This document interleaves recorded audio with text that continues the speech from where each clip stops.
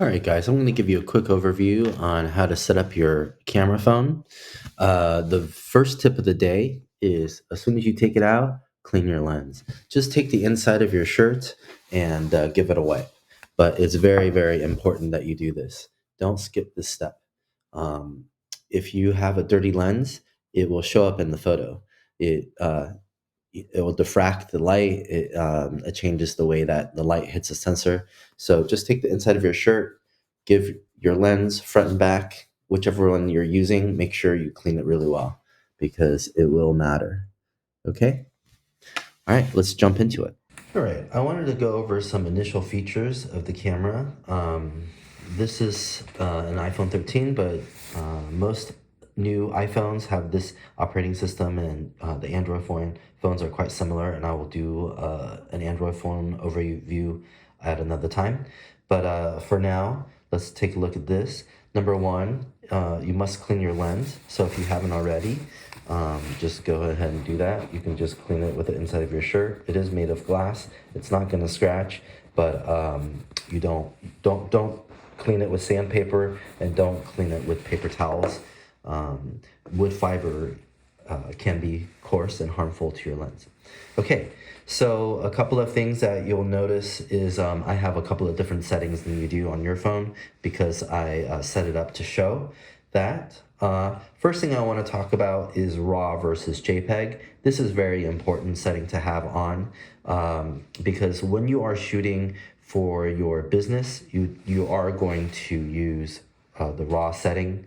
The reason why will become clear later, but for now, I will just show you how to set that so you have the function there to choose from. So scroll down to your settings and go to the camera setting. So in here, you'll go to Format, and you're going to turn on photo capture for Apple ProRes and turn on video capture for Apple ProRes, and you're going to set the setting to be most compatible. And that's going to allow you to have the button at the top to let you know whether or not you want to shoot in Apple Res, which is a RAW format, or not. The second item that we should talk about is setting your video format to large also. So when you're on your video, you can select ProRes, and you can also change your settings here to 60 frames and also to 4K. So I wanted to talk about ProRes for 1 second for video. So if you have your camera setting to video and you wanted to turn on ProRes, this does give you a better file quality, but it is very intensive on your phone in terms of storage and processing time. So I actually don't use that feature on my phone. You can also change the frame rate and the size of video that's being recorded. HD is slightly smaller, 4K is larger, and then that's the only two that you have there. You have 60 frames, 30 frames, and 24 frames. 24 frames being in 4K mode. There you go.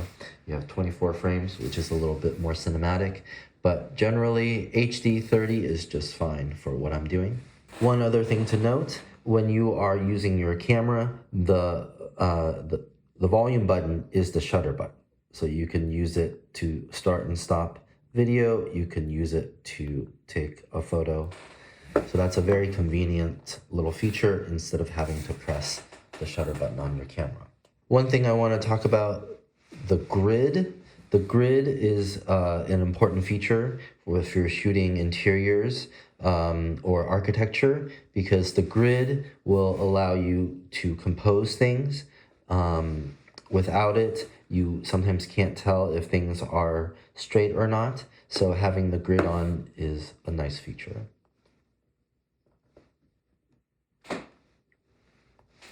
The macro setting, sometimes if you're trying to take photos of things, objects that are really close up, you want to make sure your camera focuses in a macro mode. So that's gonna change the lens that it uses and how it focuses. So That's something that you want to have and be able to turn on if you need it. And the way to turn that one on and off is down at the bottom. You have this macro control you can turn on and off. Okay. All right. And I want to talk about low light mode. Low light mode is this button up here. If it automatically will detect if there's not enough light. If you see that there's not enough light, it'll tell you how many seconds you must hold the camera still. Right now it says 5 seconds. So if I press this shutter, it's going to take a 5-second exposure. So if you have a tripod, this is how you would use it. With the iPhone, it's quite good. So even if you didn't have a tripod and you wanted to make a nighttime exposure, as long as you hold it relatively still, you can see that I have 2 arrows there, and it's gonna tell me to hold it still. So I'm gonna keep those 2 arrows lined up when I'm doing it. And that will give me an image where they composite it together. The flash mode, I generally just leave off because I don't like the artificial flash that's built in to the camera. Extra modes that you can use, of course, you have your video mode, you have your cinematic mode. Cinematic is for video, and it automatically blurs what's in the background. So, for example, you're taking a photo of a can like this, it will blur the background for you. It will detect the subject, and it will blur the background. Same thing with portrait mode. If you're using portrait mode, it will detect the subject and it will blur the background for you. And you can have a variety of lighting to choose from as well. A good one is time-lapse mode. So if you want to show what it looks like during a service at a restaurant, or what it looks like before and after, or the process of someone getting a haircut, or whatever your business is offering in terms of service, doing a time lapse is a great way to show that. Slow-mo is very useful. Just make sure you have enough light. Portrait mode we talked about, and pano mode is pretty good too if you have a large space that you need to capture. I wanted to talk about warmth. So when you shoot the photo, you have this additional feature down here. Up here, it will allow an additional menu to come up. It will allow you to turn on the night mode, turn on the live mode, turn on, this is your styles. So generally, if you're in an interior space and it's looking a little bit blue, maybe you want to turn on the warmth tone. So in fact, this warm tone is more reflective of this actual table color. This is something that it's good to just keep on for now. You have a variety of crops that you can choose. You can adjust your exposure up and down. And to change your exposure, I'll show you one quick method. You can press and hold the object that you're shooting at, and you can swipe up and swipe down. Swiping up makes it overexposed. Swiping down makes it underexposed. Now you'll notice that by clicking and holding, you'll get this little box that says AE and AF lock, which means the auto exposure and auto focus has been locked. So that means when you move your camera, it's not going to re-expose. So once that is locked, when you move your camera, it's not going to re-expose the photo, and it's not going to refocus the photo. So it's not going to, so now if I move closer, you'll see that it's blurry and it's not going to refocus. If I click on it again, it's going to refocus. For example, if you were shooting a bunch of products in a row and you had your phone camera on a tripod, you can simply shoot a photo, take the object out, put another object in without changing the exposure and focus. Okay, so that's one method for how to use that. Okay, one last tidbit. To keep yourself organized, oftentimes it's good to use folders and albums, and you can even use folders and albums to share photos with your team. So here you can for example, if I just wanted to create a new shared album, and I'm going to share it. I'm going to call it test. And I'm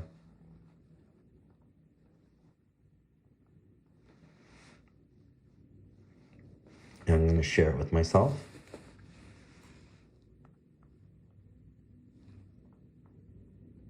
Okay. Create. So now when I put photos in here, the person who I had an email to will receive a notification. So I can add images, the ones that I've just done here just now. And they come in here, post it. And so now the person I've shared it to, when they log into this folder, they'll be able to see these files and they'll be able to download it. Other ways that you can share your photos, you can make a selection of them. And down here, there's a share a button, and you can either transfer it through AirDrop to any Mac device you own, or there's a way. For me, I use Dropbox. So in fact, you can actually save it to Dropbox. You can save it to files, which you can use in the Apple architecture, but Dropbox is another good one. Okay, so I want to show you really quick how to take a photo of a kitchen area. It could be any interior, of course. So you have your camera app open here. And so what I want to do is I'm going to line up this kitchen here. And I do have my grid lines, as you can see. So what I want to do is I want to use those grid lines, and I just want to look all around the edges of my photo to make sure that the lines are lined up. So you see, if this is the case, it's not lined up. If this is the case, it's not lined up. I can also tilt forward and back. So what I want to do is be as flat as the wall that's in front of me. And I'm going to just use my finger here to click the top. Okay, so that's the photo. If I accidentally shot a photo slightly off, let me show you how we can fix it. You can also, of course, go side to side like that, and it will change the way that the photo looks. So I'm going to shoot one that's pretty far off. And then let me do one where this is a typical one that you would see somebody take. And let me show you how you would make changes to these on your phone. Okay, so we just finished shooting a couple of images of the kitchen, and I'm going to show you really quick how to edit these on the phone. So this is the type of image that I think would be the right kind of image to use, but there's a little bit of things that are off about it. I don't like the space on this side. So what I want to do is I'm going to brighten up some of the dark areas here, and I'm going to crop out this area here. So I'm going to go to my edit screen. First, I'm going to go and crop it. That's on this side. So I'm just going to crop it into a square format. Okay, I can actually choose my formats here. So there we go. That's square. Good. All right. And that one I didn't really have to do much to, because I can see that it's aligned here, it's aligned here, it's aligned here. So that to me is an image that is perspectively correct for an interior. Now, what about an image like this? This one is not perspectively correct. So how you would fix that is you would go to this tool up here. I'm sorry, not that one. You would go to, so that's obviously to flip your image, but here we are. We want to lean it back a little. Lean it back a little bit, okay? And from side to side, you can see that the top line is just a tiny bit off. So I'm just gonna shift that perspective a little bit there, okay? So that the top line is aligned and the middle line is aligned and the two side lines are also aligned, but I don't necessarily like the crop, so I'm gonna change that to a square crop and move the image over. Okay, so essentially I have the same image as before, but slightly different because I had to crop some of it out. Okay, framed I don't have the full arch on top, but I do have more stove. So depending on what you're trying to showcase in your photograph, you may switch the crop to do that. All right. Okay, so here's another view of a photo that sometimes people will take with their phones. It does have what you need in the center, but they neglected to change their camera, which lens they used. They used a wide angle lens, and they shot it just by standing there and holding their phone, not holding it flat to the. Essentially, it would be as flat as the wall, but right here it's not. It's sliding, pointing down and a little bit to the left. So how do we fix that? So same thing. Come in here, and we're just gonna do a couple of things. One is you can see the lines are coming down like this. So what we need to do is lean the image back. Okay, just lean the image back till those lines are straight up and down. There might be a twist to it. So let's see if there's a twist to it. It does give you some handy dandy grids that you can use to look at. If the lines are still going like this, you haven't sort of gone enough. So here we go. And you can see that the floor lines are a little bit pointing up. And if the top is also pointing up, then we need to come to this left and right swing tool. Okay. So a little bit like that. All right. So now let's just take a look at what happens. Oops, that is the wrong one. So I want to crop it to let's just do a vertical. Let's do a vertical 4:5, and we'll zoom in. So we can see that the top line remains a little bit out of whack. Let me turn off the crop tool. Let me just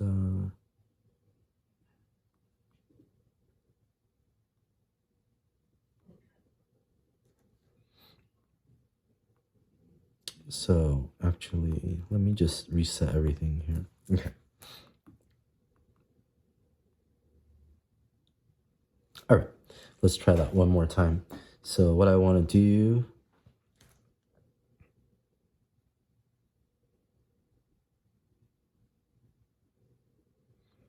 make my verticals that way.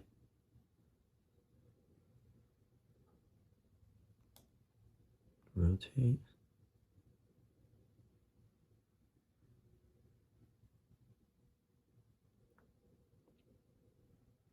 Little bit tricky here.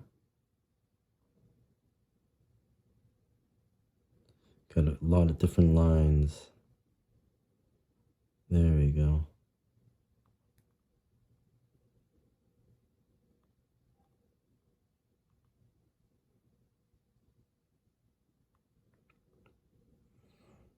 So as you can see, I'm having a little bit of trouble,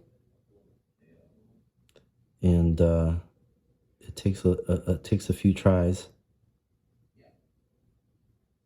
Okay.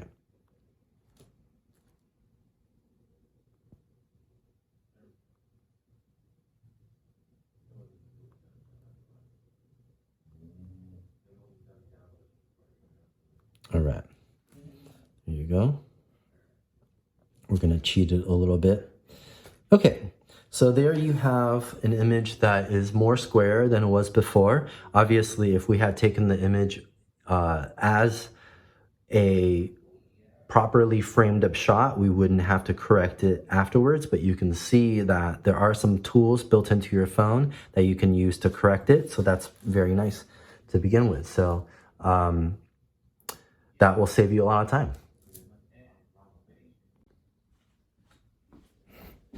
All right, hey guys, I wanted to show you real quick a little trick on how to use your phone's wide angle feature and then cropping the image afterwards and what this can do for your perspectives, okay? So here I have framed up an image here. So maybe what I want to do is I can't see the stove, right? And you can see that. and maybe in the end the image is going to be a tight image, and that's, the image is going to be about like that, but I can't see the stove. So if I wanted to, and I went up high to shoot an image of the stove, I'm not going to get the right framing. I'm going to get lines that converge, and that's not good for me. So what I want to do is I'm going to go to the wide angle view, and I'm going to shoot a photo. Let me see if I can see this. I'm going to shoot a photo from a higher up angle, okay? But still keeping my phone parallel to, if I was pretending to be a wall, let me show you. All right, so I have a few different shots here. One is taken with the RAW format, and this is shot in RAW, as you can see.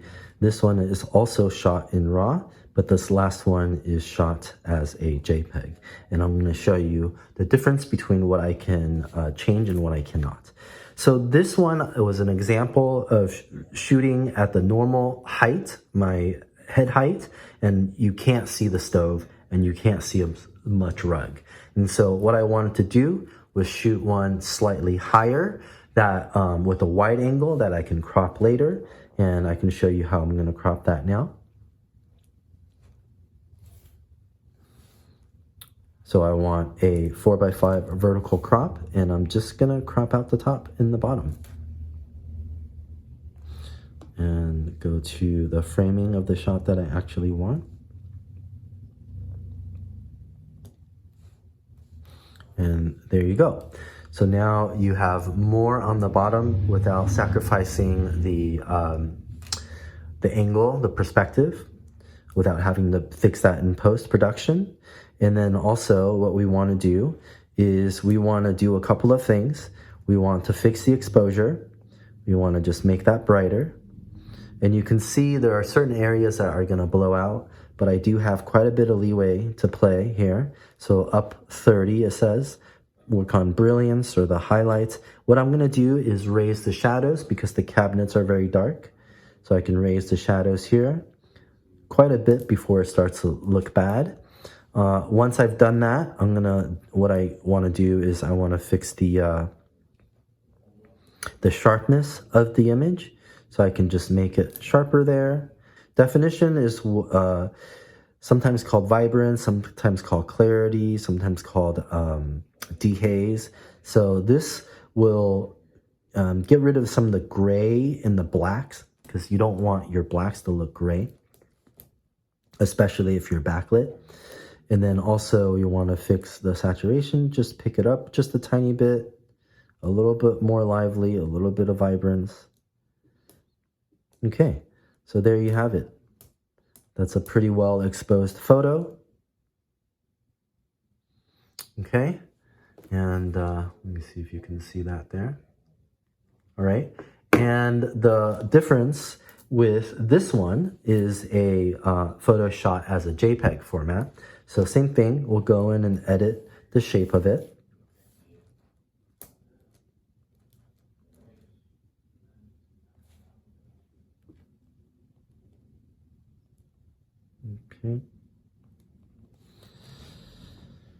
Okay, and you can tell that, again, the image is slightly dark, so we're going to continue editing it. We're going to do the exposure, brighten it up. You can see that with, I can't brighten it up where I can recover the darks without blowing out the whites. So this automatically limits me to how much editing I can do, because a JPEG is essentially a photo that's already been printed. So the shadows, what I want to do is pick up the shadows, but you can see that it's not really helping the cabinet, which is already too dark as it is. I'm going to work on the brightness a little bit and take down the exposure a little bit. No, that doesn't really look good. Let me try creating the definition here. The definition separates contrast between pixels, noise reduction, sharpness. I don't want to sharpen too much. Okay, so you can kind of see the difference here between one that's shot in JPEG mode and one that was shot in RAW mode. And you can see in RAW mode, I was able to recover enough data in the dark to see that the drawer, and you can see the drawer, the way that the shaker cabinets are decorated. And you can see nice pattern in the rug and so on and so forth. And you can see that the whites don't have any weird blowout issues. Whereas if you go to the JPEG version, the black's too dark to be able to get the contrast out of these cabinets. The whites are looking kind of gray here instead of a nice contrast. All right. And the colors are already too saturated for me to do anything else with. So there you go. That's the difference between editing in RAW versus in JPEG mode.